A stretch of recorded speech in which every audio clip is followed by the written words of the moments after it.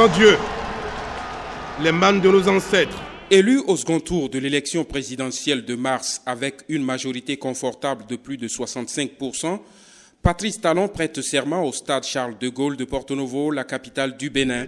Nous sommes le 6 avril 2016. Le président de la République veut imprimer une nouvelle marque à la gouvernance. Il rend public son gouvernement au soir même de son investiture. Une équipe réduite de 21 ministres pour tenir l'une de ses promesses de campagne. Pas de place à l'équilibre interrégional ou à la parité. Une semaine plus tard, le 13 avril 2016, le chef de l'État va donner le premier signal fort de sa gouvernance au cours du premier Conseil des ministres. Modification de la structure type des ministères qui se voit amputée des fonctions de chargé de mission, attaché de cabinet et autres chargés de communication. Certaines directions sont fusionnées, des postes importants seront pourvus par appel à candidature. Quelques levées de boucliers dans les milieux syndicaux, mais le pouvoir ne plie pas. Ce tout premier Conseil des ministres va faire l'effet d'une bombe avec l'abrogation du décret portant régime indemnitaire applicable à plusieurs dignitaires et autres hauts fonctionnaires du régime défunt et la suspension des concours de recrutement frauduleux organisés depuis le 1er janvier 2015 dans tous les corps de l'État. Une commission est mise en place le 3 mai pour faire la lumière sur ce dossier des concours.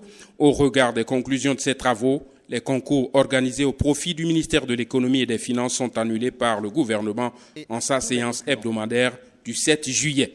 Le pays va mal, avait déclaré le président Patrice Talon dans son discours d'investiture. Le point de la trésorerie au 7 avril 2016 était de 47 milliards de francs CFA contre un besoin de 160 milliards de francs CFA. Pour relancer l'économie, le chef de l'État va donc s'appuyer sur le secteur qu'il connaît le mieux, le coton. Le 28 avril, le gouvernement rétablit l'accord cadre qui déléguait la gestion de la filière au secteur privé via l'association interprofessionnelle du coton, l'AIC, qui regroupe les producteurs, les égreneurs et les distributeurs d'intrants. Cet accord avait été annulé en avril 2012. Toujours pour relancer l'économie nationale, le gouvernement lance fin juin l'opération de mobilisation de fonds sur le marché financier pour apurer la dette intérieure publique et investir dans les infrastructures. Les résultats sont au-delà des espoirs. Plus de 200 milliards de francs CFA sont mobilisés contre une attente de 150 milliards de francs CFA. Soucieux de l'amélioration du cadre de vie et de la sauvegarde de l'environnement, le régime de la rupture veut faire le grand ménage dans le secteur du bois.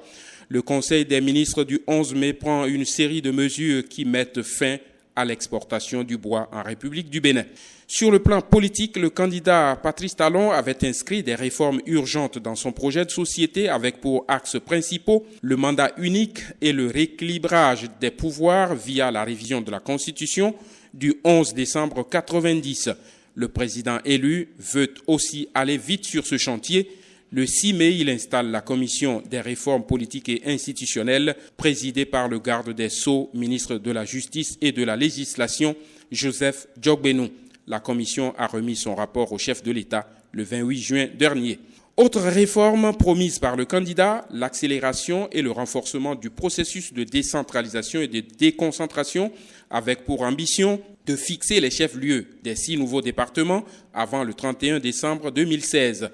Promesse tenue avant délai. Le 22 juin, le gouvernement rend public la liste des 6 nouveaux départements et de leurs préfets.